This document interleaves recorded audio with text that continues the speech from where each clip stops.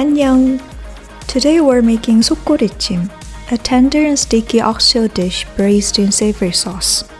This is the non-spicy version, perfect for anyone who prefers a milder taste. Let's get started. The entire process of preparing the oxtail may seem tedious, but it's a crucial step to ensure a clean and flavorful dish. Start by soaking a kilo or 2 pounds of oxtail in cold water for at least an hour. This helps remove excess blood and keeps the broth clean. After draining the water, place the oxtail in a pot and add enough water to fully submerge it. Then bring it to a boil. Once it starts boiling, wait for 3 more minutes, then drain the water. Rinse the oxtail under cold water to remove any impurities.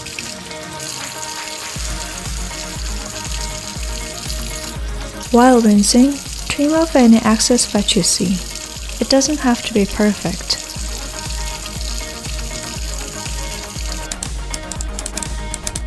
While the oxtail is soaking, let's make the sauce. Combine 1 tablespoon of sugar, 5 tablespoons of soy sauce,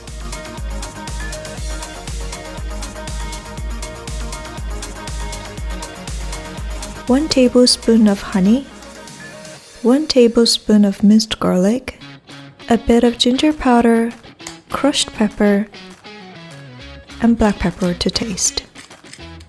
Mix everything well. And as always, the full list of ingredients, measurements, and the cooking instructions are on the Show More section.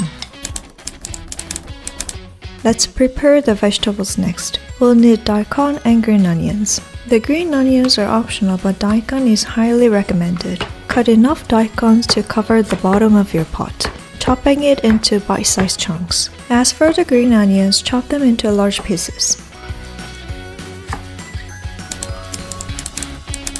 Once the oxtail is cleaned and blanched and your sauce is ready, place the oxtail in a pot and pour the sauce over it.